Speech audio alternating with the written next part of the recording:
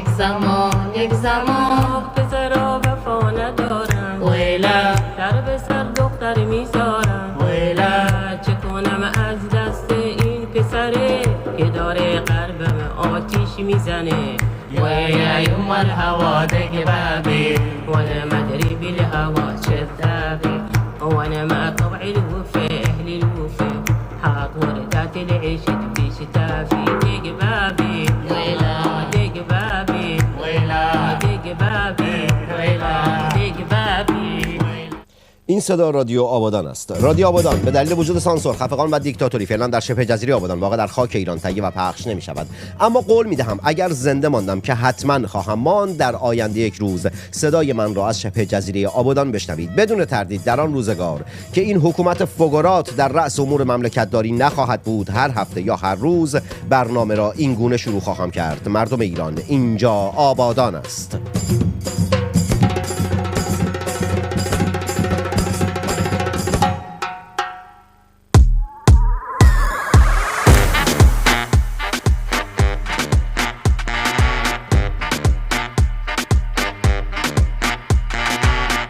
ملت خوشگل و ستمکش، ملت شهید پرور، قربون قد و بالاتون بشم. تو این برنامه زیاد قربون صدقتون نمیرم، زیاد وقت ندارم، وقت اندک است. مهمان دارم، نسیم بهروز مجدد مهمان برنامه است. از رقابت‌های انتخاباتی ریاست جمهوری در امریکا صحبت خواهد کرد. کادرش امیدوارم به هم نخورده باشه، چون انگشترش بین لپتاپش، میزش و خودش گیر کرده. اصرارم داره حتما انگشتره رو الان تو برنامه در بیاره، نمیدونم چرا. بعد جونم واسهتون بگه که کمی دلبری، یک کمی مقدار خیلی اندکی دلبری واسهتون میکنم، مقداری اخبار کثیف و سیاه و گند و حقیقی واسهتون میگم. بعد در مورد پوزیده و اینجور مسائل صحبت میکنم. در مورد یکی از رفیقام حرف میزنم، قشنگ باید ببافمش توی قسمت به هم دیگه. بعد در مورد فرقه جنون صحبت خواهم کرد و همینجوری و موسیقی بندری دارم واسهتون. آره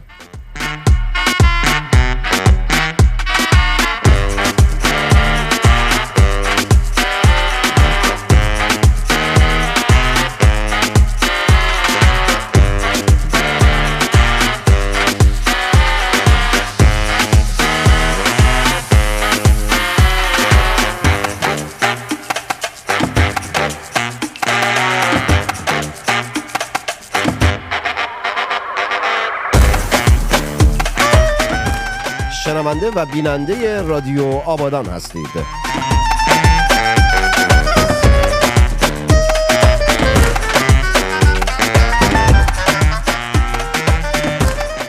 این صدا رادیو آبادان است.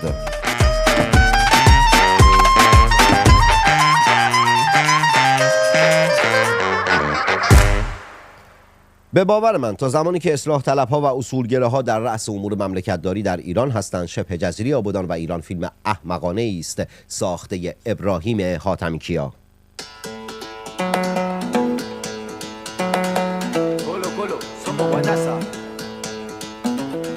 امروز کیو مهمانمه داخل استودیوه، بعد او پشت داره خربوزه میخوره. من نمیدونم خربوزه خوردن چرا باید صدا بده. من یکی خبر ندارم، ای کاش صدای خربوزه خورونش رو کمتر بکنه که داخل صدای من قاطی نشه. بعد نسیمم که دوباره رفته تو لایو. نسیم داری خودت نگاه میکنه؟ ها داری برنامه فکر کردم کامرای گوشیشو درست کرده داره خودش نگاه میکنه. بعد جونم براتون بگه که الان که داری نگاه میکنی لینک برنامه رو داخل توییترت بذار، بگو تا چند دقیقه دیگه مهمان برنامه هستی و قرار صحبت بکنی. آباری کلا.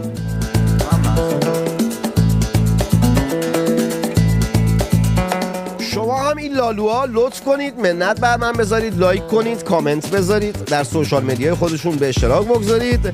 این کامنت گذاشتنهای شما سبب میشه که برنامه بیشتر دیده بشه. لایک کردنت همینطور. قربون قد و بالات بشم.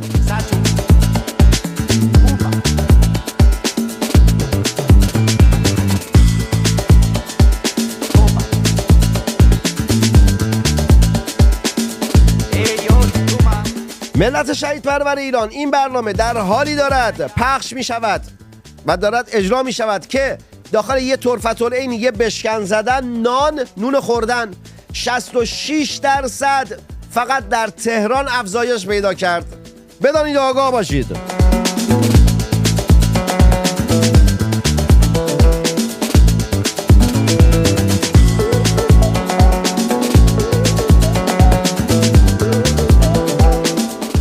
خیلی ها شب بخوابی صبح بلند شی 66%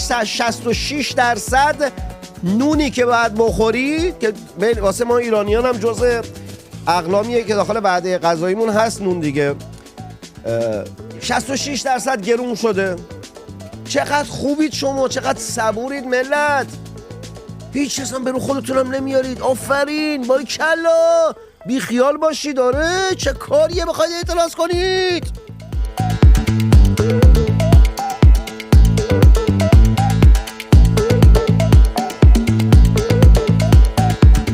ماری ام تا همین گفتم که چرا هیچ کاری نمی کنی تو اعتراض نمی کنید، نمش کاری از دستمون بر نمیاد. چرا ماری جان کاری از دستتون بر میاد؟ اعتراض کردن است، پرسشگری است، در خیابان ها آمدن است. حالا هم نه بگی نمیدونم تو نشستی اونجا میگی لنگش کن. نه عزیز منم به اندازه تو دارم تاوان میدم. در غربت بودن به معنی خوب زندگی کردن نیست.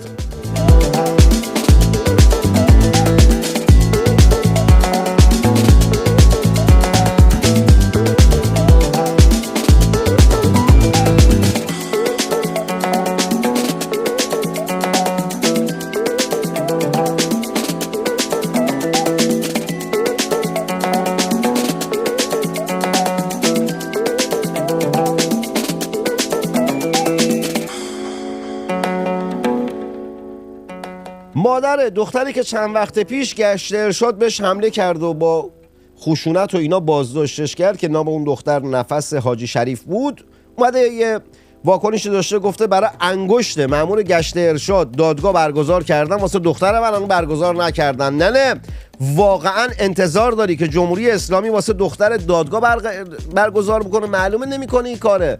همشون جانیان، همشون جنایتکارن، همشون دستشون یک کاسه است. من و تو شهروندیم که به جز هم دیگه هیچ کسی رو نداریم. قانونی که در جمهوری اسلامی هست بر علیه من و تو شهروند. ننه قربون دل مهربونت بشم، از جمهوری اسلامی انتظار همچی چیزایی نداشته باش. برگزارم بکنن به نفع خودشون تمومش میکنن.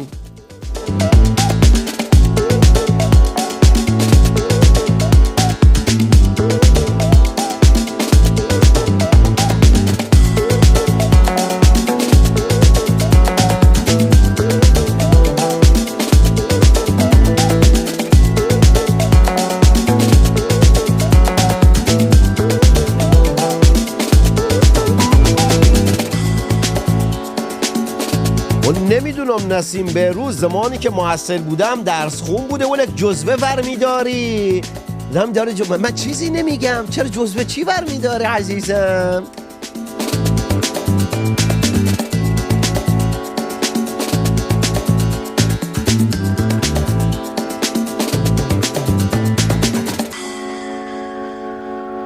بدانید آگاه باشید. این صدا رادیو آبادان است. شنونده و بیننده مجله تصویری سینما رکس هستید. سینما رکس صدای مستقل شما ملی گرایان است.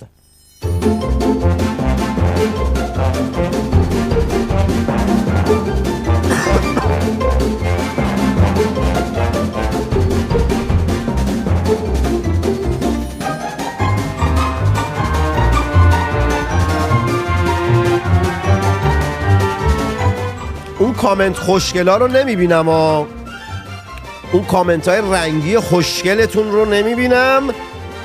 ببینم اون کامنت ها قشنگاتون رو. آقا یه رفیقی دارم بچه رامشیره، اونایی که خوزستانی هم میدونن کجاست رامشیر. بعد داشتم باش صحبت میکردم، امروز یه کاری داشتم صحبت میکردم و اینا، دیدم یکی از اون صداش زد فیفی. گفتم بوی ای گو بله. گفتم فیفی با تو بود؟ گوها. بعد هیچی نگفتم. گذشت و یه چند دقیقه دیگه دوباره گفت فیفی. دوباره رفیقم گفت بله. بهش گفتم که نگاه کو چیه؟ گفتم با 2 متر و 10 سانت قد 195 کیلو وزن. اسمت باید ابوالفضلی، قاسمی، رقیه‌ای، نمیدونم جوادی، چیزی، سکینه‌ای، چیزی، فیفی اسم خودتو گذاشتی فیفی. بگو وای نمیدونم آقا تنگستانی، دوستان بهم میگن نمیدونم چرا بهم میگن فیفی. گفتم یعنی تو اصلا هم نمیدونی؟ گفت نه والا به قرآن نمیدونم چرا بهم میگن فیفی. گفتم نگاه کن، در بهترین حالت ممکن ما در 60ها تو اوج خوشبختیمون این بود که صبونه نون پنیر رو با چای قاضی میگرفتن برامون نون پنیر، بعد تو چای میزدیم میخوردیم. در بعد رنگ چای رنگ کثافتی میشد. در خوشبینانه ترین حالت ممکن ما تو ایش به الان بهت میگن فیفی. گاها نمیدونم والا به میگه فیفی بیا صبحانه بخور. گفتم الان صبحانه خاویاره. گفت نه همون نون پنیر چاییه. گفتم پس چه دیگه فیفی نداره عزیزم؟ نون پنیر چایی، نون پنیر تو چایی دیگه فیفی نداره عزیز دلم. بعد خندید گفت تو هنو باحالی. گفتم نه والا دارم حقیقت برات میگم.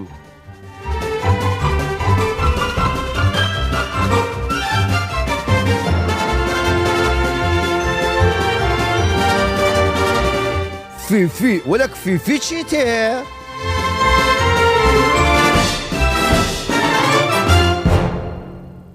یه جور خستم انگار که همین چند دقیقه پیش به زور از خونه خواهر آقای امید آوردنم بیرون. خیلی خسته همین روزا.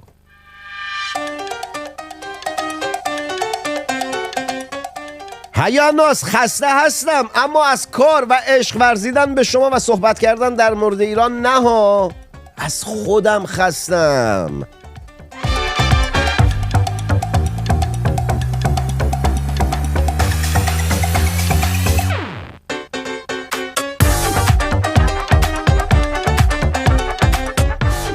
سورنا نوشته مهمانتم خستن انگار. آره چند دقیقه پیش یه ایکاری کرد، یه خمیازه طوری رفت. ها همه خسته ایم، اما نه از مبارزه با جمهوری اسلامی ها. نسیم قش کرد. نسیم ول کن انگشترت، ول کن. خودم برات یه انگشتر پیدا بابا تو خونت او انگشتر بین خودت و لپتاپ گیر کرده، من پیدا نشد، من انگشتر میخرم برات.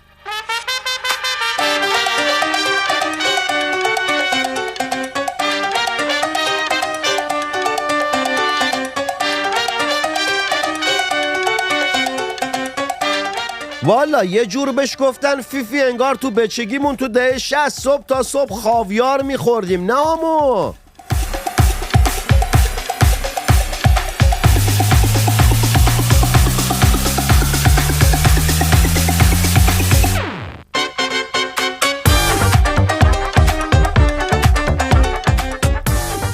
مسعود پزشکیان، همون پوزیده خودمون، در سالگرد تأسیس کره شمالی به رهبر دیکتاتور ای کره کیم جونگ اون، فکر کنم برادرش کیم جونگ این باشه، تبریک گفته. دیکتاتورها به یکدیگر عادت دارن که تبریک بگویند. دیکتاتورها سقوط میکنن، دیکتاتورها عوض نمیشوند، دیکتاتورها ساقط میشوند، دیکتاتورها عوض نمیشوند، دیکتاتورها به یکدیگر تبریک میگویند. دیکتاتورها و فاحشه ها شبیه به یکدیگر هستند، مشتری هر دو مردان خسته از زندگی هستند. خسته از زندگی نه، من از زندگی خسته نیستم. اینکه چند دقیقه پیش گفتم خستم، گفتم یه دفعه الان نیان بگن مشتری دیکتاتورها هستیم. نه، این جملاتی که گفتم بخش هایی بود، یعنی وام گرفته از بخش هایی بود از کتاب اسم کتاب یادم رفت، مال والتر بنیامین بود. حالا در طول برنامه یادم اومد میگم. بتی سوپر چت زد، دمت گرم بتی.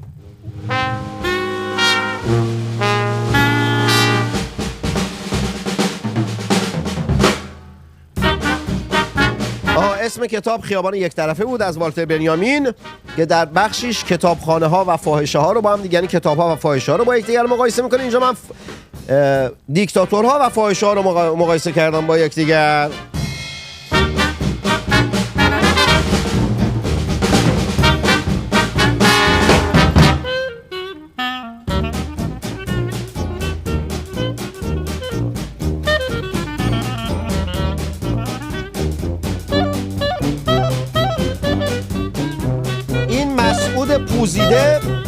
این مسعود پوزیده بوده که صبح بهت میگن فیفی، بعد از ظهر چی بهت میگن؟ برای اسیرونه چی صدات میزنن؟ نگاه کن این مسعود پوزیده بازش کرده، گفته نقش وزارت اطلاعات در تامین امنیت کشور بی‌بدیل است. همه چیزو اینا امنیتی میدونن ها. این الان میخواد وزارت اطلاعات بکشونه بالا، از اطلاعات سپاه بکشونه بالاتر، برای همین داره یه حرفای میزنه. جنگ درون خودشونه، مواظب باشید فریب نخورید.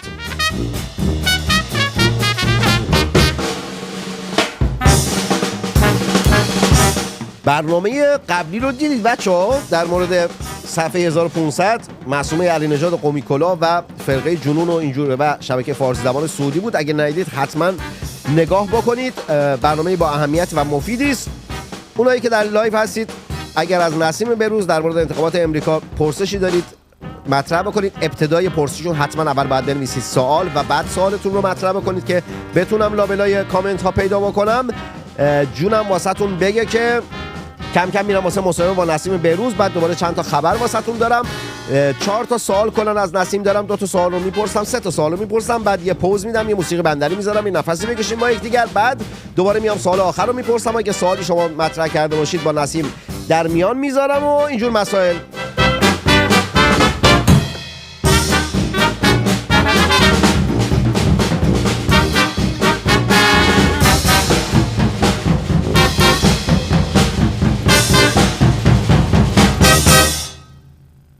مردم سلحشور رو همیشه در صحنه، امت فقط مسلمان، عاد ملت، جماعت، هموطن، لوتی، با مرام، خوشگل، زیبا، زشت، قشنگ، خانم ها و آقایان. مهمان این قسمت از رادیو آبادان مجددا نسیم بهروز است که در مورد اون کمپین ایرانیان حامی ترامپ صحبت خواهد کرد، در مورد اون رقابت هایی که در انتخابات ریاست جمهوری امریکا هست. همونطور که در هفته‌های گذشته گفتم تا این نزدیک به 2 ماهی که باقی مونده، هفته‌ای 2 بار 3 بار نسیم بهروز میاد ما رو از اخبار و اطلاعات با خبر میکنه، صحبت میکنه. نسیم خیلی خوش اومدی. عملاً که مجله تصویری سینمارکس دیگه خونه تو هستی همیشه و خیلی هم خوشحالم از اینکه هستی. بذار من بیام اینورتر که کادرم درست بشه، اگر از کادر نرم بیرون. آره درست شدم الان. قبل از اینکه سوالامو ازت بپرسم، سوالی رو که هفته پیش وعده دادم که داخل برنامه بعدی بیای، اولین چیزی که ازت میپرسم اینه که آقا این روزها هم خیلی مهمه به این موضوعات پرداختن. آقا پشت این کمپین ایرانیان حامی ترامپ چه کسانی هستن؟ دفعه قبل گفتی بعد هماهنگی کنم تا بگم، بهت گفتم اوکی برنامه بعد که بیای اولین سوالی که ازت میپرسم اینه چه کسانی هستن؟ بگو آقا ملت بدونن، چون الان مثلا در مورد بحث همین صفحه 1500 تصویر الان مشخص نبود، نمیدونم پروموتش کردن، فرقه جنون مسیح علی نژاد پروموتشون کرد و فلان به مشکل برخوردن. این اومده در علیه اون داره میگه، آدمای مسیح علی نژاد دارن میگن که نمیدونم این دست سپاه بوده، دست سپاه بود و بی خود کردید اونجوری پروموتش کردید و اینجور چیزها. در نتیجه آقا شفاف باشید، شفافیت خیلی خوبه، خیلی راحته. آقا چه کسانی پشت این کمپین هستند؟ بفرما. اول اینکه من بگم انگشترم به جریان انگشترم رو بگم که وقتی که محمد داشت شمارش معکوس رو برای این برنامه میرفت، انگشتر من ناگهان از دستم پرت شد و من نمیدونم چی فکر کردم که باید همون لحظه پشتم و به دنبالش بگردم و کل ستینگ اینجا همیشه مقصر محمد تنگستانی، همیشه میزد تو سر خودش و میگم من دست شما چیکار کنم. این اشاره‌ای به سختی‌هایی که شما میکشی برای تهیه این برنامه، ولی خیلی جالب بود و روحیه‌مون عوض شد، خندیدیم. عرضم به خدمت شما که بله من کاملا شفافانه به این سوال پاسخ میدم. ببین من فکر میکنم که انقدر یک عده زیادی متاسفانه کارهای بزرگی با پولهای خیلی بزرگی انجام دادن و هی با وارد شبکه ها شدن و نمیدونم یه کاری کردن ولی از طرف مردم مورد استقبال قرار نگرفته و موفق نبودن. ولی این کمپین ما من الان دارم با 100% میگم که بسیار از طرف مردم مورد استقبال قرار گرفت. به خاطر همین من فکر می‌کنم واقعا باور نمی‌کنن به سادگی این موضوع و اصل این موضوع و اصلا به اینکه این موضوع انقدر ساده بود که به فکر چند شهروند عادی، چند که میگم یعنی کمتر از انگشتان یک دست، واقعا ایده به ذهن شهروندان ایرانی آمریکایی که در شرق آمریکا بودن، همین دور و بر ما اینجا نیویورک، به ایده به سر اینها رسید. از من و خانم راویانی درخواست کردن که دعوت کردن که سخنگویان این کمپین باشیم و یک کار کوچیکی رو بدون هیچ پشتوانه خاصی از هیچ سازمانی، هیچ، یعنی من الان با قاطعیت میگم هیچ سازمان، گروه، دسته، حزب، هیچ فرد خیلی، یعنی ببخشید این رو باش کامفتبل نیستم، راحت نیستم که بگم، ولی واقعا افراد شناخته شده این کمپین من و سارا هستیم. دوست ندارم به خودم عنوان شناخته شده رو ببندم، به هر حال منم یه عضو کوچیکی هستم در میان فعالان سیاسی و اپوزیسیون، ولی واقعا واقعیت موضوع همینه و من فکر می‌کنم که ما باید افراد حق بدیم که به دلایل مختلف، مثلا اینکه خب طرف اصلا فعالیت سیاسی خاصی با چهره خودش نمی‌کنه در توییتر، بعضیا راحت نیستن که فعالیت علنی داشته باشن با چهره خودشون، با اسم خودشون. برخیان خب اعضای خانوادهشون دائم میرن ایران برمیگردن، ولی دلسوزن، دغدغه‌مندن، حامی ترامپن و عقیده دارن که با اومدن ترامپ به مبارزات مردم ایران کمک میشه و ما باید تاثیرگذارتر باشیم. بخاطر همین کمپین به همین سادگی استارت. زنده باد. بارها من گفتم همیشه، من نمیدونم ما ایرانیان چرا همیشه فکر میکنیم پشت اتفاقات مهم باید حتما یه تئوری باشه، فلسفی باشه. نه آقا، خیلی از اتفاقات مهم در تاریخ، در جهان، آدم‌های معمولی، آدم‌های نمیدونم شهروندان عادی، یا این که اصلا آقا هیچ تئوری پشتش نبوده. نمیدونم چرا اغلب ایرانیان دنبال کار نمیدونم این، من به خاطر تفکرات چپ این چیزو نهادینه کرد که همه چیز نمیدونم باید انتلکت باشه. نه آقا، خیلی کارهای ساده، خیلی کارهای بزرگ رو میشه از همون جمع‌های ساده و دوستانه شروع کرد. ای کاش سری قبل میگفتی اینقدر چی نمیشه. سال بعدی که ازت دارم آقا، این روزها خیلی سوال شده که چرا نمیدونم شاهزاده رضا پهلوی رو کمپین شما فالو نکرده. حمله کردن یه تعدادی از گرایان و بچه‌ای که طرفدار سامانه پادشاهی هستن، بهتون حمله کردن، یه عده فوش خار مادرتون دادن، یه عده نمیدونم آدم محترم بودن، خیلی محترمانه اومدن پرسیدن. پاسخگو باشید به ملت، مثل جبهه هفت آبان نباشید که نمیدونم خیلی کارهای کریم میکنه بعدم پاسخگو نیست. شما بیاید پاسخگو باشید. چرا شاهزاده رضا پهلوی رو فالو ندارید؟ یک نکته در تکمیل نکات قبلت بگم که شک و بی‌اعتمادی رو جمهوری اسلامی هم خیلی سعی میکنه که در میون مردم، نه فقط ما فعالین سیاسی، خیلی گسترش بده. اونم یه نکته‌ایه که خیلی مهمه. قبل از این که البته حق دارن، این نگرانی به حق مردمه. چون دمت گرم از اینکه این نکته رو گفتی که اینکه حق داره، این حق دادن به مردم خیلی نکته مهمیه. آقا در حینی که نسیم داره پاسخ میده، شما لایک کنید، کامنت بذارید، در سوشال میدیا خودتون به اشتراک بذارید، این پایین سوپر چت و تانکس رو هم میتونید بزنید و از مجله تصویری سینمارکس میتونید حمایت مالی بکنید. تنها اسپانسر این مجله شما هستید. با توجه به اینکه این روزها نمیدونم چه اتفاقی افتاده که تعداد ویوهای برنامه خیلی اومده پایین، در نتیجه اگر حمایت نکنید نمیتونم مثل گذشته تداوم داشته باشم، نمیتونم ادامه بدم. حمایت های شماست که سبب بقای مجله تصویری سینمارکس میشه. نظیم جان، پاسختون رو میشنوم. حتما.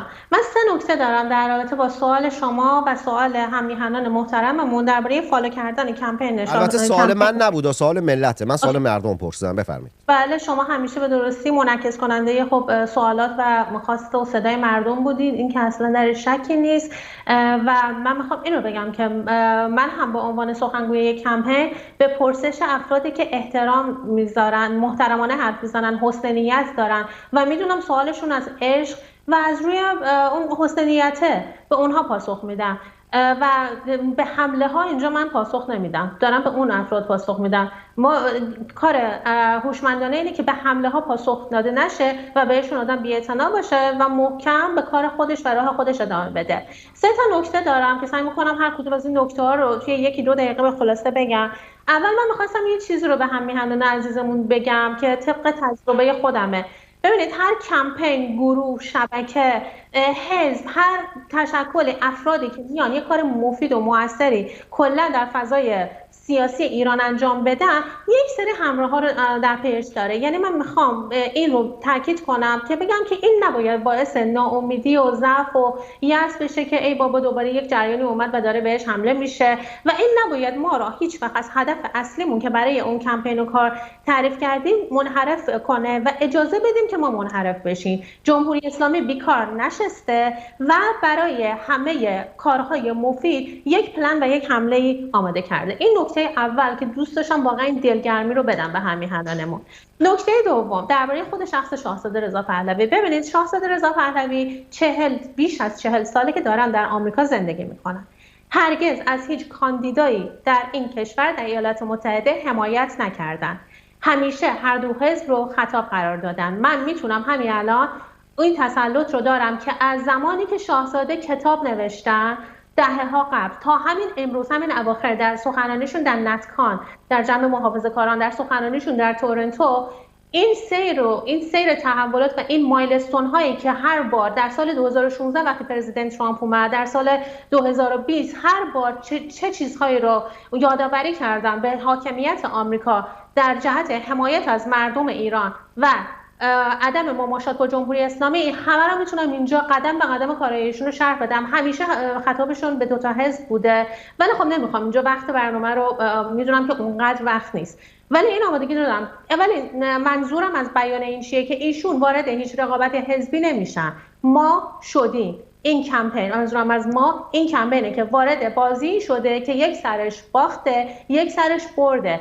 من این به عنوان یک پادشاهی خواه و به عنوان کسی که شخصا ایشون رو رضا شاه دوم میدونم، از این رویکرد فراحزبی شاهزاده رضا پهلوی و این همیشه حالا در همه زمینه ها، در این به خصوص همیشه مورد پسند و استقبال من بوده. حالا من نمیدونم دوستانی که خودشون رو حامی ایشون میدونن و ایشون رو رضا شاه دوم میدونن چرا بعضی موقع با این مسئله مشکل دارن، یا میخوان ایشون فقط حامی راستگراها باشه یا بره از فلان حزب و اینا حمایت کنه. اون یه مسئله سواست. بنابراین اون تجربه و اون خردی که من در این چند سال در کار سیاسی کسب کردم به هم اجازه نمیده، به هم این رو میگه که شاهزاده رضا پهلوی رو وارد با یک بازی حزبی و انتخاباتی نکنید. یعنی بعضی از دوستی ها ببینید میتونه ضربه زننده باشه. ما فقط از دشمنی ها به خاندان پهلوی که ضربه نمیخوریم، دوستی ضربه زننده هم میتونه وجود داشته باشه. من نمیخوام اعتبار یک کمپینی رو بیام براش اعتبار بگیرم با فالو کردن شاهزاده رضا پهلوی که همین دوستانی که میان حمله میکنن بیان اشاره کنن که شما دارید اعتبار میگیرید یا دارین از نمیدونم ایشون رو متصل میدونید، یا یک عده بیان بگن که دخیل ایشون در این کمپین. نه، من وارد این بازی ها نمیشم، وارد بازی احساسی نمیشم. خب نگاه کن نسیم، بذار من چند تا سوال یه نکتهش موند. بگو. ببین 3 گروه وجود داشتن درباره حمله کننده ها. میخوام بگم یه عده گفتن که اصلا حسینیت دارن، یک عده که آیکانتایی بودن که تاج و عکس شاهزاده و عکس نمیدونم پرچم شیر و خورشید رو دارن و اینها در واقع من نمیخوام الان بگم که من خودم اکانتی هستم که تاج دارم و این تاج چون منیفست سیاسی و باور سیاسیم هست و میخوام اون تاج به ایران برگرده تا آخرین روز عمرم هم خواهد بود. نمیخوام بگم همه اونها سایبریان، اما شما فکر میکنید که جمهوری اسلامی واقعا بیکار میشینه و برای بدنام کردن جریان ما این اکانتا رو تولید نمیکنه، ایجاد نمیکنه؟ اصلا این خیلی نگاه ساده لوحانه‌ایه. نهادهای اطلاعاتی برای همه کارهای ما پلن دارن. ببینید من و سارا رو محمد جان یعنی من کجا میگم اینا سایبریان؟ به خاطر اینکه اینا اول شروع کردن گفتن کمپین ایرانیان برای ترامپ شاهزاده رو فالو نمیکنه، جلوتر رفتن گفتن اصلا سارا و نسیم ایشون رو فالو نمیکنه، در حالی که این دروغه. 14 سال پیش وقتی که من فیسبوکم رو ایجاد کردم اولین کسی که فالو کردم شاهزاده رضا پهلوی و شهبانو بودم و این رو ببین به خاطر همین. حالا شما فکر میکنید اگه ما شاهزاده رو روز اول فالو میکردیم اینا ساکت بودن؟ همکارای این آدما که پهلوی ستیز هستن که نمیدونم ریستارتی هستن و اینا میگفتن یه کمپینی ایجاد شده، اینا این بازی کثیفو بلدن که شاهزاده پشتشه، چون اینا دارن شاهزاده رو فالو شاهزاده نمیدونم میخواد از یک نیروی خارجی استفاده کنه، نمیدونم دست به دامن بیگانه و اجنبی شده برای اینکه براندازی کنن برای ما در ایران و نجات بدن. خیر، من احتیاط و عقل و شرط کارم قرار میدم. این یک کار حرفه‌ای، احساس درش نیست. من شأن و اینو تکرار میکنم، شأن و جایگاه شاهزاده رو قربانی برای من خیلی مصلحت مهمتریه و اون رو قربانی همچین چیزی نمی‌کنم. خب ما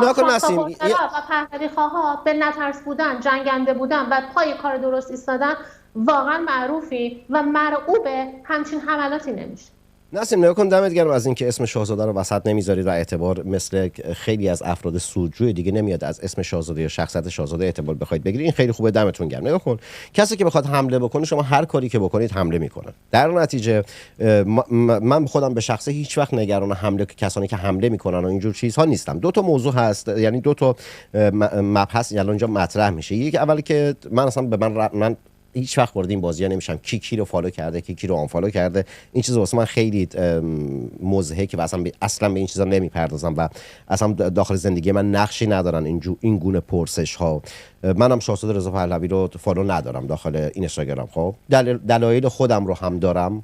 میبینید که فکر میکنم هیچ کس هم به اندازه من مستقل و بدون حمایت و اینها نبوده که بخواد انقدر از صدای ملی گرایان، از سامانه پادشاهی حمایت بکنه، دفاع بکنه و اینها. کاری هم ندارم که مثلا یه اومدن گفتن محمد تنگستانی واسه هر برنامه داره 2000 یورو پول میگیره. آقا من دارم روزی 2 تا 3 تا برنامه میدم، چه پولیه که مثلا من روزی 6000 یورو دارم؟ من تا یه سنت هم از کسی نگرفتم بجز کمک‌های مردمی یا همین ویو هایی که یعنی هزینه‌ای که از یوتیوب گرفتم، یا اینکه حالا افرادی اومدن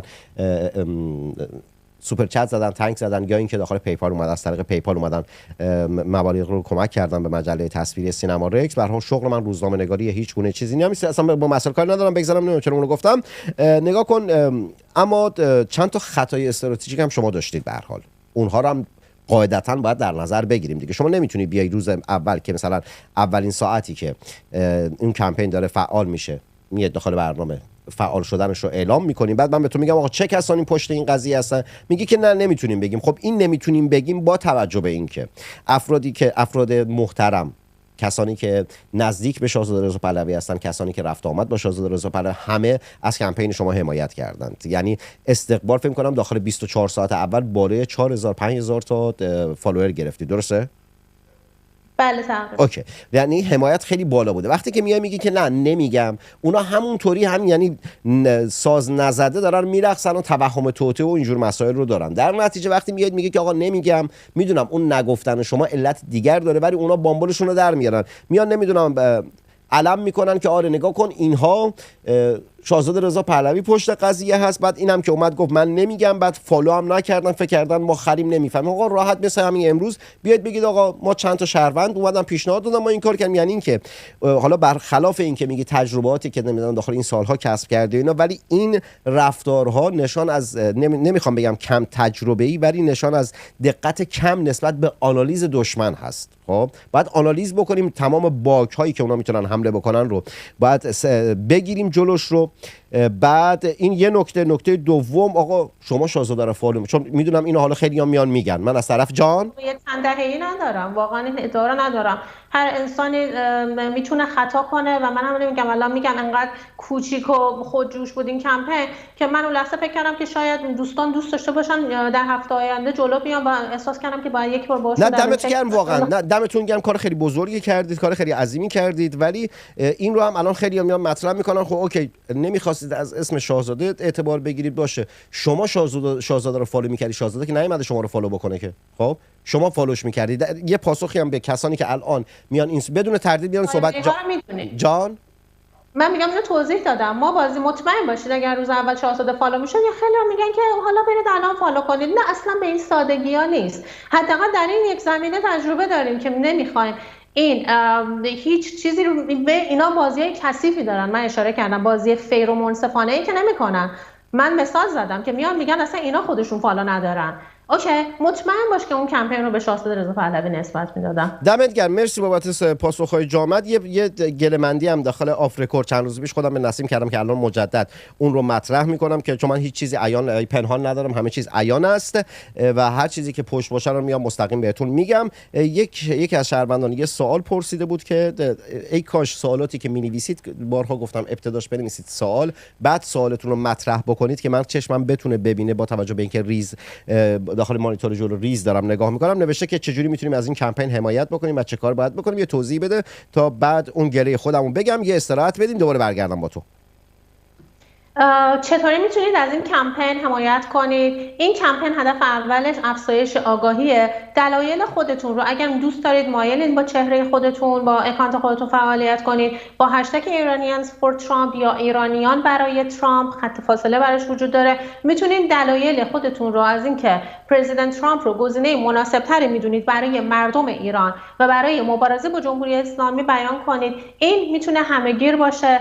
کمک دیگه ای که خیلی ما الان درگیرش هستیم در این روزها اینه که کمک داره و درباره اون ویدیو و خیلی مطلب ساده‌ای به نظر میاد، خیلی مهمه که تو همین چند روز خیلی از ایرانیایی که یعنی یک تعدادی که سالمند هستن یا تازه اینجا سیتیزن شدن به ما مراجعه کردن و اظهار تمایل کردن که ما کمکشون کنیم که ثبت نام کنن برای رأی دادن. این هم خیلی مهمه.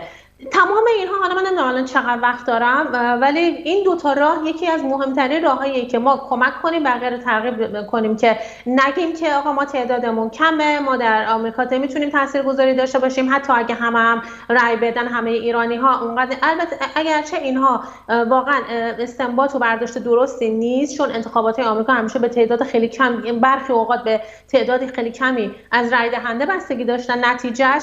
اما ما باید سیگنال و پیام خودمون رو به دولت آمریکا، به حاکمیت آمریکا فرای این که ترامپ یا هریس روی کار بیاد بدیم. و این مهمترین چیزه. وقتی به اونها ببینن که ما ساکت هستیم و هیچی نمیگیم، خب چرا باید از اونها ببینن که ما بی‌تفاوتیم درباره کشوری مثل ایران که اینقدر از سیاست خارجی آمریکا متاثر میشه؟ اونا چرا باید به فکر ما باشن؟ مرسی بابت پاسخ جامع و کاملت. دمت گرم. چقدر جدیدن چقدر خوب و کامل و جامع پاسخ میدی، لذت دارم میبرم. کم کم قصلا همین، یعنی برنامه به برنامه خیلی پر انرژی تر، خیلی مشتی تر، خیلی آماده، خیلی هرچند که از اولین مصاحبه که فکر کنم اولین مصاحبه که با داشتم 1.5 سال 2 سال پیش بود، همون موقع هم خیلی سر زبون دار، خیلی وزه، خیلی قشنگ حریف اومدی. ولی خب حالا بعد رسیدیم سر رسیدیم سر گله و شکایت که نه، سر نقدی که بهتون دارم. آقا اولین کسی که اومد از شما حمایت کرد، ساپورتتون کرد و خبر شروع کمپینتون رو اعلام کرد مجله تصویری سینمارکس بود. اصلا نمیخوام بگم، یعنی واقعا در مورد این که در مورد سینمارکس نمیخوام صحبت کنم. آقا یک رسانه‌ای اومده شما رو معرفی کرده، اومده گفته آقا این کمپینتون راه افتاد، این کمپین اینجوری شد، همون لحظه هم کمپین شما داشته می اومده بالا. دمتون گرم از اینکه شروع کمپینتون رو اومدید در اون رسانه اعلام کردید. این خیلی لذت بخشه، خیلی دستمریزات داره که بعد بهتون بگم.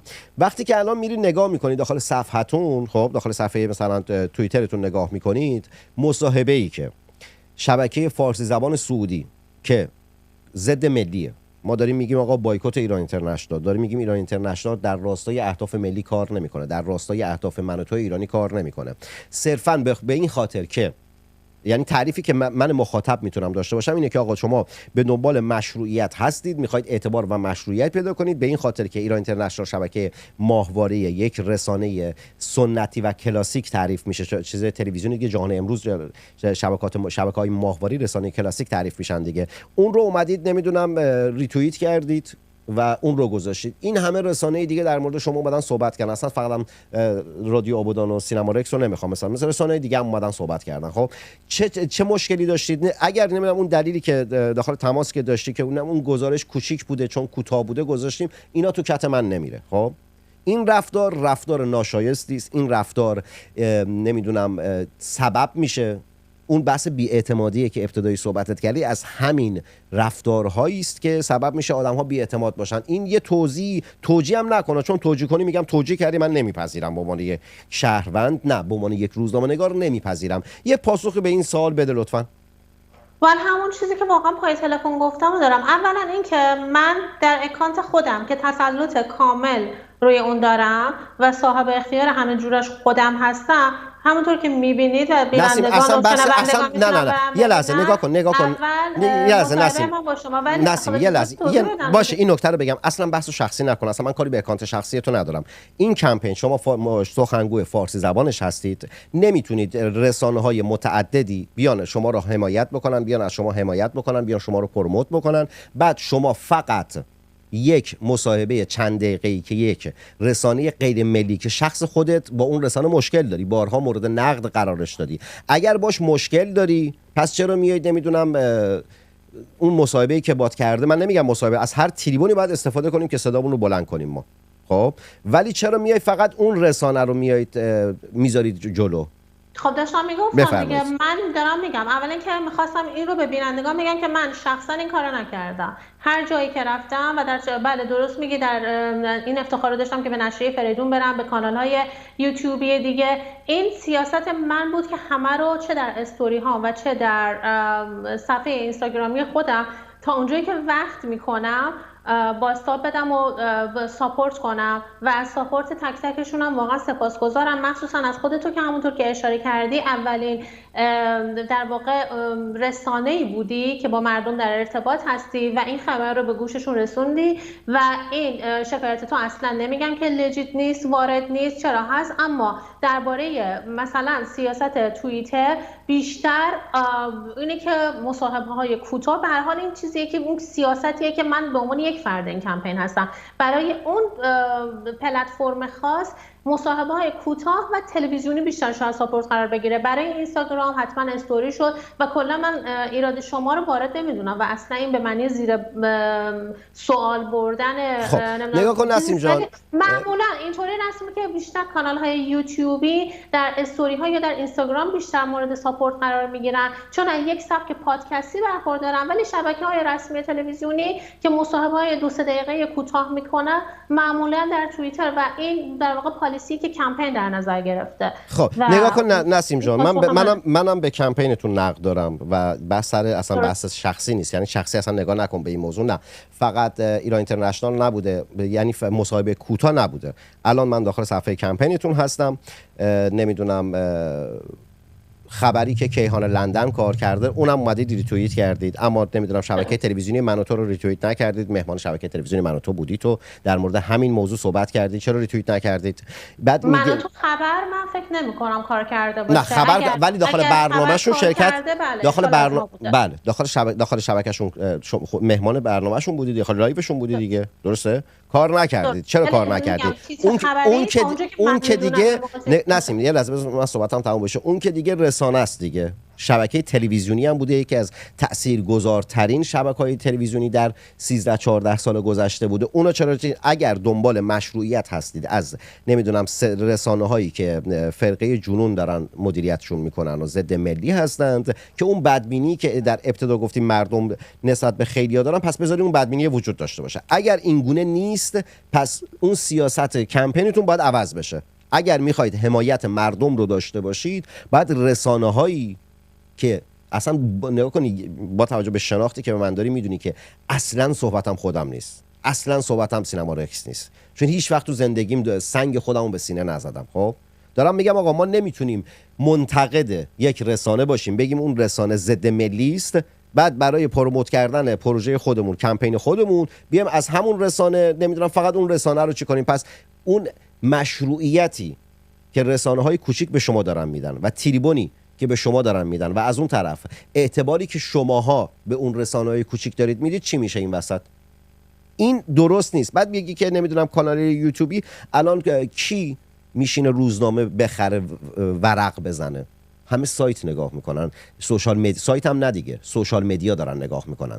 در نتیجه سوشال مدیا، اینستاگرام، توییتر، یوتیوب و مابقی پلتفرم هایی که وجود داره همشون رسانه هستن. این که نمیدونم یوتیوب رسانه تعریف نمیشه، خیر، یوتیوب رسانه تعریف میشه، رسانه بزرگی هم تعریف میشه. حداقل کاری که من خودم دارم در یوتیوب میکنم، دارم با تمام استانداردهای تلویزیونی دارم برنامه سازی میکنم، با کیفیت خیلی بالا هم دارم برنامه سازی میکنم. هیچ کس هم فکر نکنم در حال حاضر در بخش سیاسی یوتیوب فارسی با کیفیت و کوالیتی که من دارم کار میکنم کار انجام بده.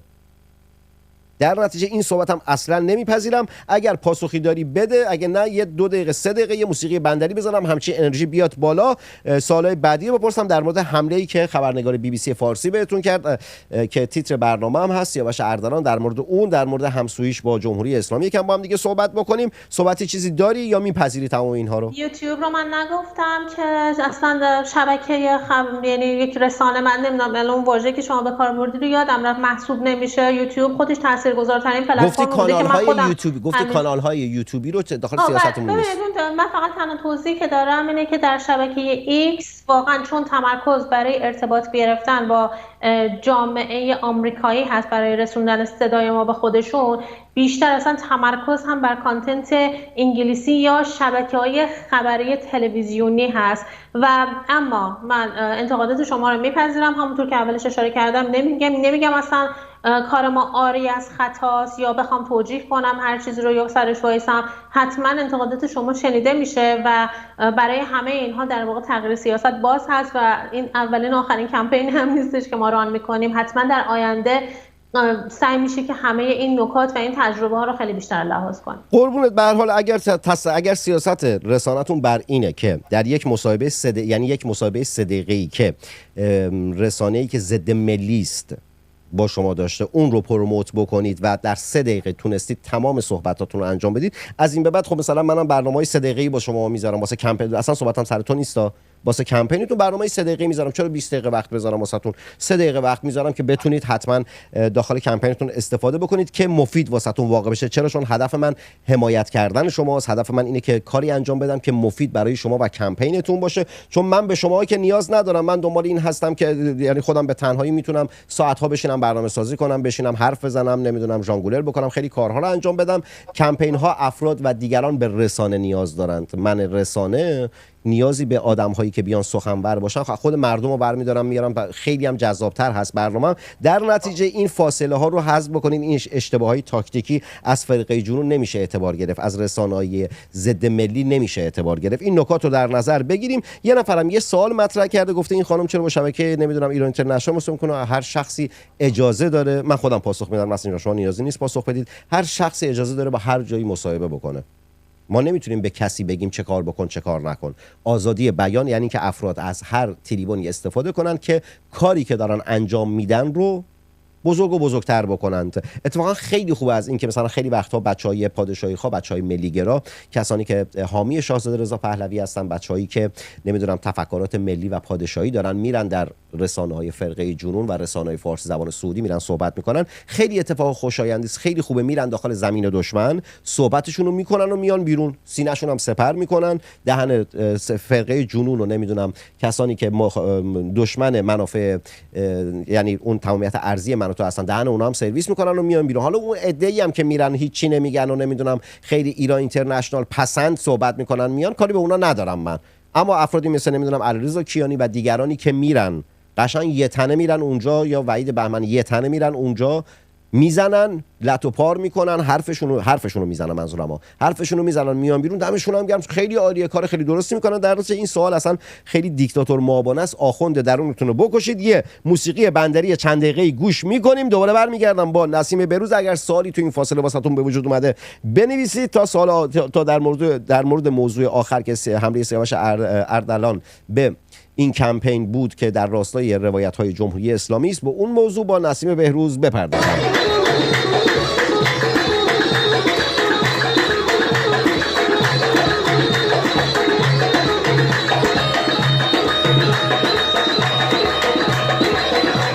بیا آیت برات دوباره موسیقی بندری گذاشتم، تا بندری دارید گوش میدید یه نفسی بکشم، یه چپقی چاق بکنم، دوباره برسم خدمتتون. سورن درست اشاره کرد. لایک کن عزیزم، کامنت بذار، در سوشال میدیای خودت مثل نسیم به اشتراک بذار، مثل کمپین نسیم اینا نباشید که بد فرقه جنون و شبکه‌های فارسی زبان سعودی میگن ولی از اون بر فقط کارهای اونای ریتوییت میکنن. آره بعد جونم براتون بگه که آقا لایکا نسبت به افرادی که الان تو لایو هستن خیلی کمه.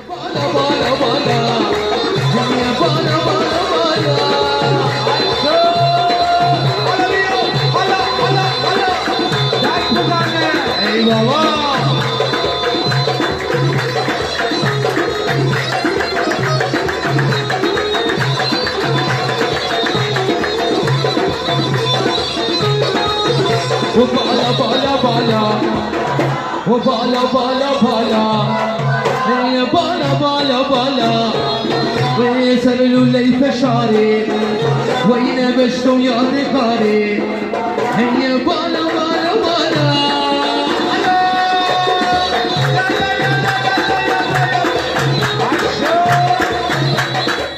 عزیز دلم سر لوله فشاری بالا بالا.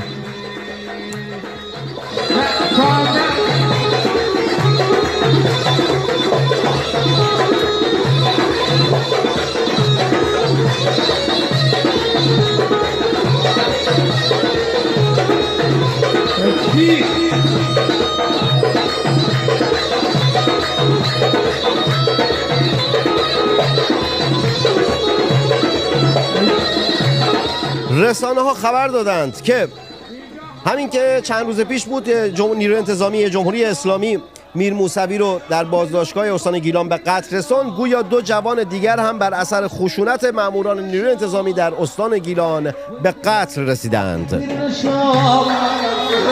عاشق دختر میر بشام و یسلم تو هیدو یسلم تو هیدو و یسلم تو هیدو عاشق هیدو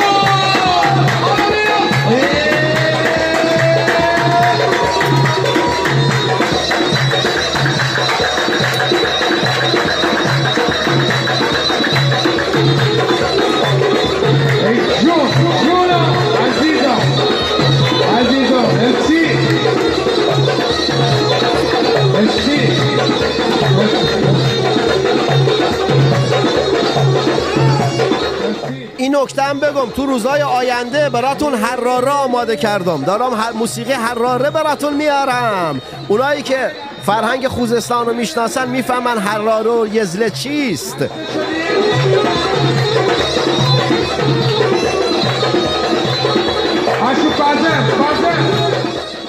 پلیس آلمان خبر داده که 4 مظنون ایرانی تبار به اتهام تجاوز گروهی به یک پناهجوی مرد ایرانی در غرب این کشور بازداشت شدند. پلیس آلمان گفته که این 4 نفر حامیان جمهوری اسلامی هستند و اون فردی که اون مردی که بهش تجاوز کردند از مخالفین جمهوری اسلامی بوده و گفته که انگیزه سیاسی رو رد نمی‌کنیم. هنوز جزئیات بیشتری منتشر و پخش نشده. احتمالاً فردا جزئیات بیشتری رو پلیس آلمان منتشر خواهد کرد و در برنامه فردا به این موضوع بیشتر خواهم پرداخت.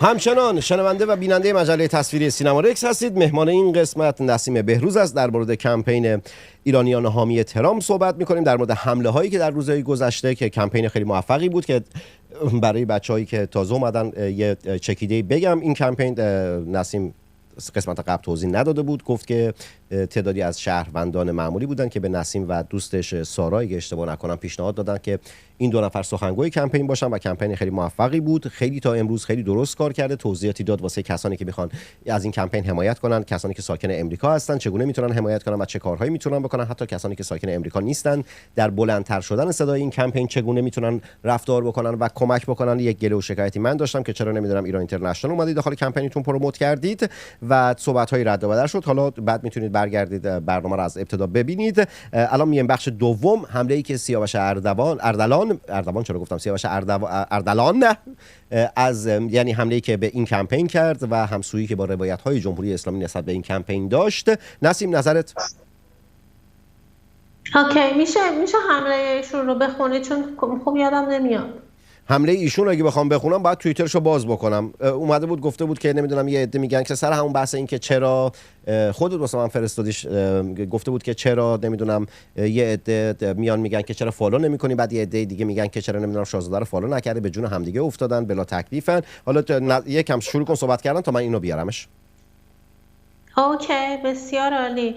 چرا در بین سلطنت طلبان اختلاف افتاده بود؟ ایشون گفتن اوکی ببینید هر اکانتی که تاج داره و کلا عکس شاهزاده رو اونجا داره و عکس درفش کاویانی رو داره، اساساً نیروی سلطنت طلب و یا چه میدونم پادشاهی خواه محسوب نمیشه. من این رو در بخش اول توضیح دادم که جمهوری اسلامی چطور نهادهای امنیتیش برای بزرگترین و مهمترین و چه بسا تنها نیرویی که در مقابل احساس خطر میکنه در مقابلش ایستاده و برای اون برنامه ریزی داره. پس این که ما بیایم فکر کنیم که هر اکانتی که دارای این مشخصات سلطنت طلب یا پادشاهی خواهه، این یک نگاه ساده انگارانه‌ایه یا غرض ورزان است که من فکر می‌کنم درباره ایشون یک بیشتر دومی باشه یا یک ترکیبی از هر دو بتونه باشه. با توجه به حمایت هایی که همیشه از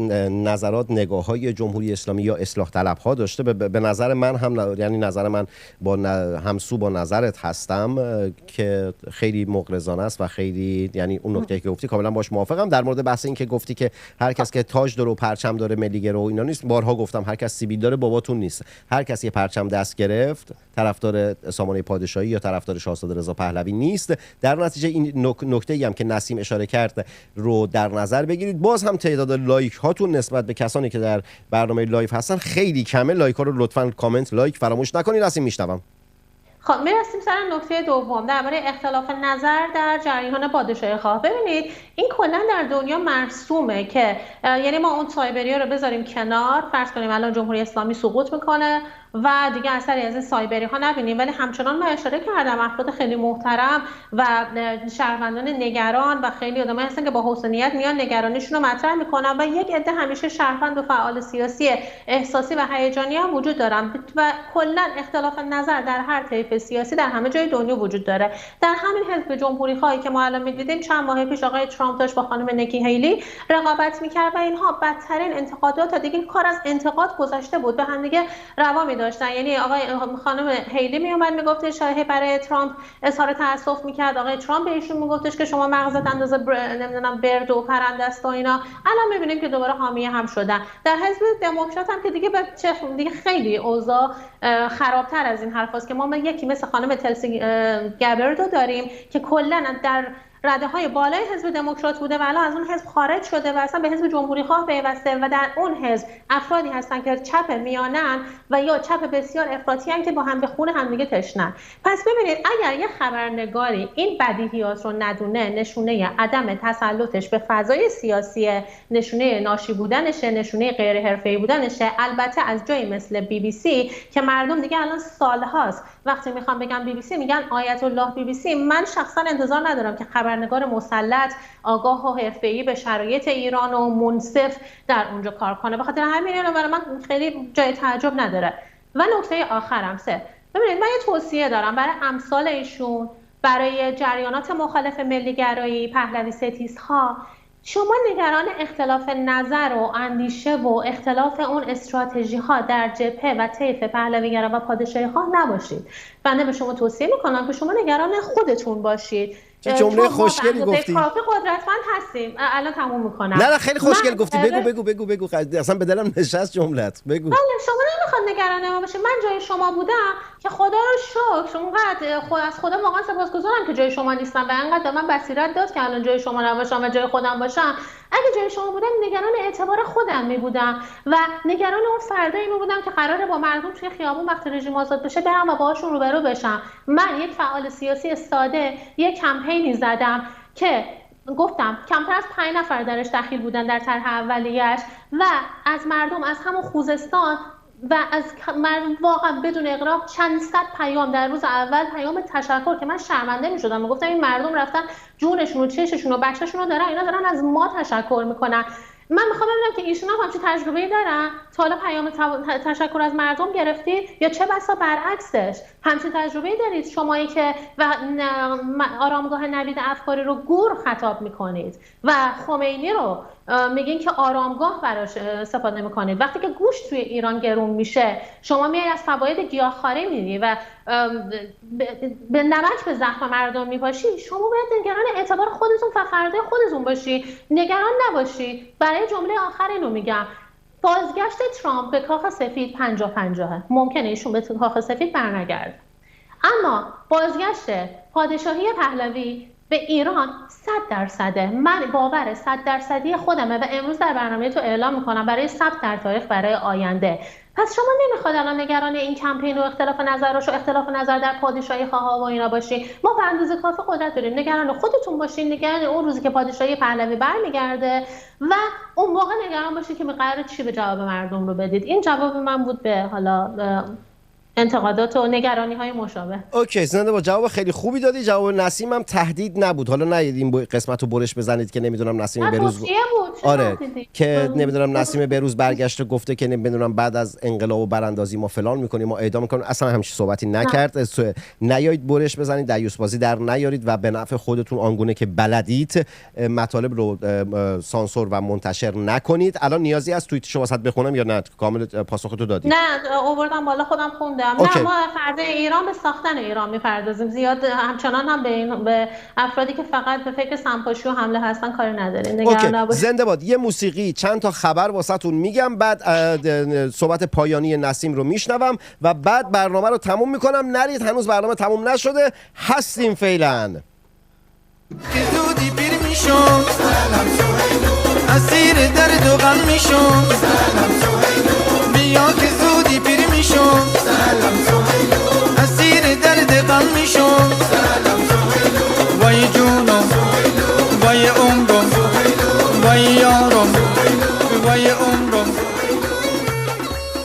خب یادتونه چند روز پیش این میثم مطیعی رفته بود تایلند، در موردش صحبت کردم، گفتم اینا که شعور کاپوت و کاندوم و اینا رو ندارن، جوراب و فلان و بیسار واسهتون گفتم، توضیح دادم دیگه، نمیخوام تکرار بکنم و حرفای اینا رو برید برنامه قبلی نگاه کنید. تا اینا آقا این مدت پیش اومده بوده داخل ایکس خودش یه صحبتی نوشته بوده، بعد رفیقای ارزشی خودش براش دست گرفتن. چی نوشته بوده؟ نوشته بوده که مدت هاست روزانه ورزش میکنم، سبک و کم فشار، در حد پیاده روی، نرمش شنا و فلان، اما بعد از طوفان فلان بیشتر جدیتر و سختتر ورزش میکنم. آقای مسئولی را نوشتم که اگر راه برای جهاد باز شد نگویی 40 سالمه و دیگه به درد نبرد نمیخورم. جوانی ما به شوق نبرد با اسرائیل و فلان چرندیات خودشون رو نوشتن و اینا.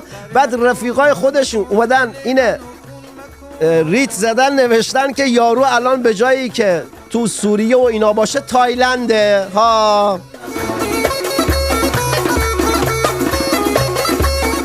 یعنی میثم به جای ای که بلند شه بره بنا به گفته خودش برای او ایدئولوژی های خودش به جنگ، بلند شده رفته تایلند، داره جای دیگه در حوزه دیگر می جنگد. وقتی هم رسید تایلند همون روز اول ساعتهای اول رفت حوزه علمی خواهران.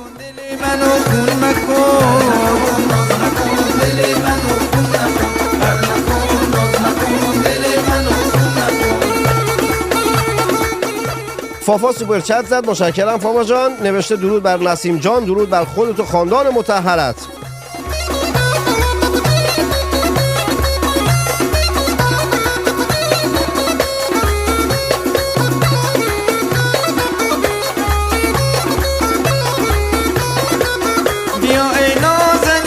بیا داغت نبینم، بیا ای نازنینم، بیا داغت نبینم، ما میخوام مثل همیشه تو رو پیشم ببینم، ما میخوام مثل همیشه تو رو پیشم ببینم. بیا ای نازنینم، بیا داغت نبینم، بیا ای نازنینم، بیا داغت نبینم.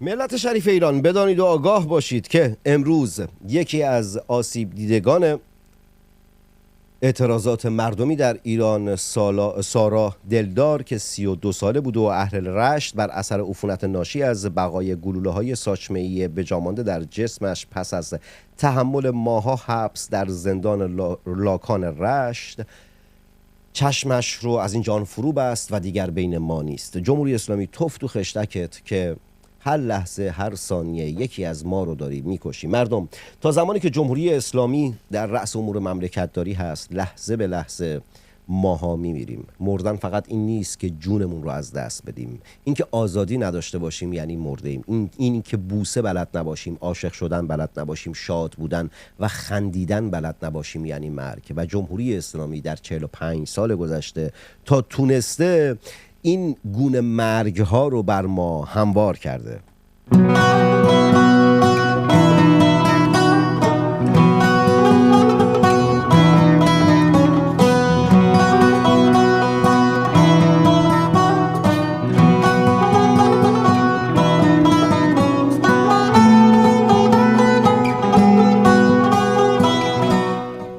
کیان تاج یه پاسخی نوشته که جمله خیلی خوبیه، فکر کنم در پاسخ به کسی است که نوشته بود که چرا نسیم بهروز رفته ایران اینترنشنال مسابقه کرده. نوشته که نسیم حق داره بره ایران اینترنشنال، چون اگر نره ایران اینترنشنال برای بایکوت کردن پادشاهی خواهان بهانه خواهد داشت. این استراتژی نسیم و بعضی پادشاهی خواهان درسته. دقیقاً منم باش موافقم.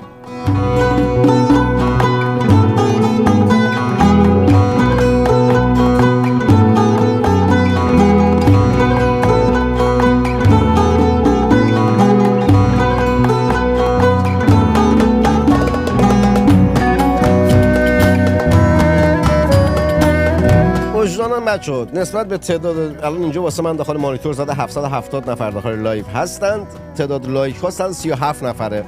خودتون برای چی لایک کردن چه زحمتی داره واسه قربون قد و بالات بشم.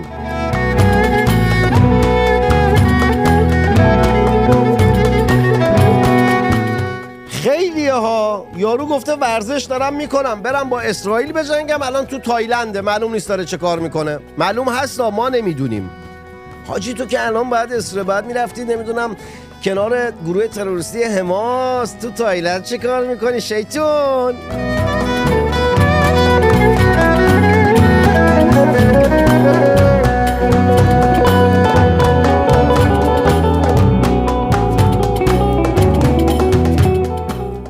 شاهزاده رضا پهلوی طی بیانیه‌ای در سوشال مدیای خود تولد جاویدنام پویا بختیاری رو تبریک گفته. از طرف خودم و تمام مخاطبین مجله تصویری سینما رکس تولد این جاویدنام رو به خانواده بختیاری، به سبا بختیاری، عمه پویا، به مادرشون، به پدرشون و عموشون که هر 3 نفر در زندان هستند تبریک عرض میکنم و امیدوارم که هرچه زودتر کشورمون از دست این دیکتاتورها نجات پیدا کنه.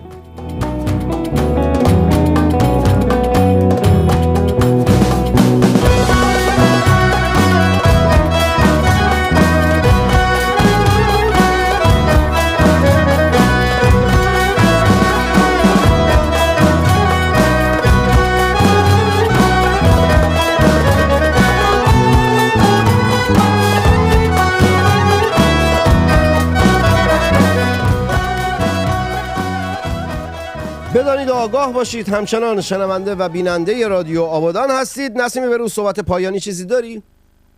صحبت پایانی این که فردا شب در آمریکا اولین مناظره یعنی 10 سپتامبر دیگه. بله 10 سپتامبر اولین مناظره کامالا هریس و دونالد ترامپ هست. ساعت 9 شب به وقت شرق آمریکا، اگر اشتباه نکنم میشه حدود ساعت 4:30 صبح ایران. و خب خودم خیلی هیجان دارم که این مصاحبه رو ببینم و قسمتی که برام مهمه قسمتی است که درباره ایران و سیاست خارجه در قبال خاورمیانه و ایران صحبت بشه. این یک خبری که خواستم اینجا اعلام کنم اگر چنانچه عده‌ای از بیننده و شنونده این برنامه نمیدونن. و همچنین خیلی باز دعوت میکنم از ایرانیان داخل کشور، میدونم شمار حامیان پرزیدنت ترامپ در ایران خیلی بالاست و بخواید از ایرانیانی که اینجا هستن در آمریکا که همراستا با صدای شما باشن، با خواست صدای شما باشن، براش کاری بکنن. در آمریکا اگر طرفدار ترامپ هستید سعی کنید چند نفر رو با خودتون همراه کنید در ثبت نام این رای دادن به اونها کمک کنید، چون که مهلت‌های رایگیری، مهلت‌های ثبت نام خیلی نزدیکه و در بسیاری از ایالت‌ها داره تموم میشه. البته اطلاعات بیشتر در این زمینه رو باز در کمپینمون اعلام خواهیم کرد. علاوه بر کمپینشون من تلاش میکنم که فردا اگه نسیم با توجه به انتقاداتی که داشتم باز هم بیاد در مجله تصویری سینما ریسک، امیدوارم بیاد، چون من این انتقادمو انقدر میگم تا این رویه غلط رو کمپینتون بذاره کنار. باید همونطور که بچهای ملیگرا صدای شما هستن، شما هم صدای بچهای ملیگرا و رسانه‌های ملیگرا باشید. رسانه کوچیک و بزرگ نداره، رسانه است. در نتیجه امیدوارم باز هم بیاید. تلاش میکنم که و البته فکر نکنم نسیم از من دلخور بشه، چون مصاحبه‌های خیلی رادیکال‌تر و خیلی شدیدتری هم با یکدیگر داشتیم دیگه، درسته؟ درسته. آره. نه من کلا به راحتی دلخور نمیشم. انقدر نگاه کن، انقدر میگم که دلخور بشید. تلاش میکنم که بتونم فردا پخش زنده‌ای داشته باشم مناظره این دو نامزد ریاست جمهوری در امریکا رو. تلاشمو میکنم حالا بعد از برنامه با نسیم و یکی دو نفر دیگه بشینم صحبت بکنم که هم ترجمه همزمان بتونیم داشته باشیم، هم این که بتونیم یعنی این امکانی رو داشته باشیم که بتونیم از تصویر و یا صدای کسانی که دارن مناظره میکنن ترامپ و اینجور چیزها بتونیم استفاده کنیم. نمیدونم شدنی باشه یا نه. از لحاظ تکنیکی این پتانسیل و قابلیت رو در حال حاضر استودیو ما داره که این کار رو انجام بدیم. باید ببینیم که میشه یا نمیشه. اون بحث مترجمش خیلی بحث مهمی است. کسی که بتونه خیلی سریع ترجمه رو انجام بده این کارها رو، ببینم که حالا شدنی هست یا نه.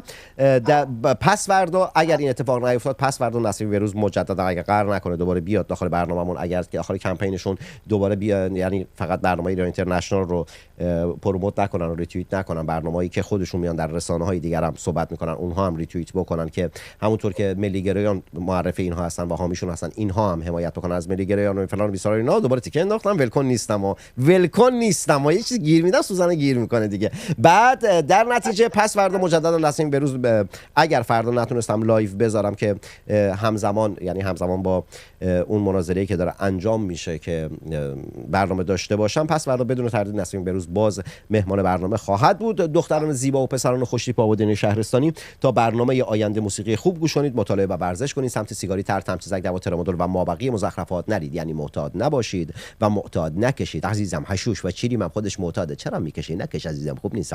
خود و شهر خود را آنگونه که هست بشناسید و با آنچه که دارید بسنده نکنید، چرا که شما در آن شبه جزیره و آن کشور هیچ سرمایه‌ای به غیر از فقر و نداری و بدبختی ندارید.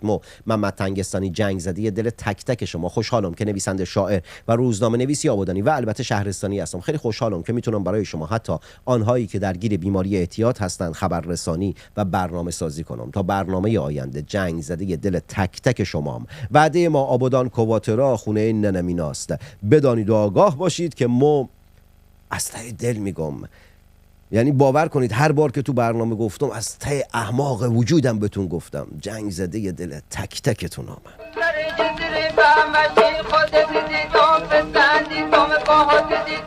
نری تا این موسیقی هم بخشی از برنامه سا. یه وقتی دوباره مثل چند روز پیش رکب زدم، برنامه ادامه دادم. وایسید هر وقت آف شد و موقع خیالتون راحت شد برید.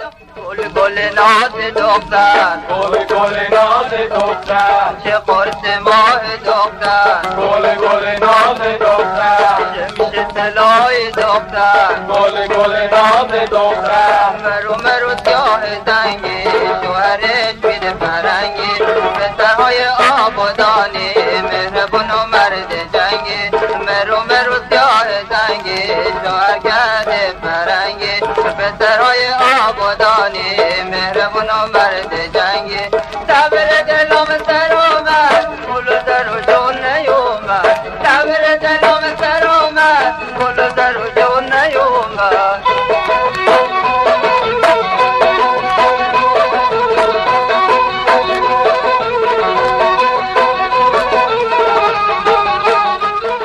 فافا گفته که محمد جان پیغام مرا برای نسیم جان بخوان.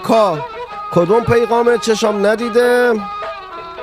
بذار نسیم خودش الان داره میخونه.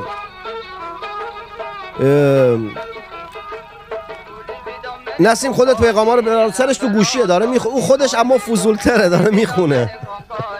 لمبرام دونی فور بی ولات ته کارم تنام بی سفر تا کی پر دستام بی ولات ته کارم تنام بی سفر ساتی پردستان بی باز شط زده به دورم حالا یار یار میخونم حالا یار یار میخونم هلی هلی خسر و آباد مال همونه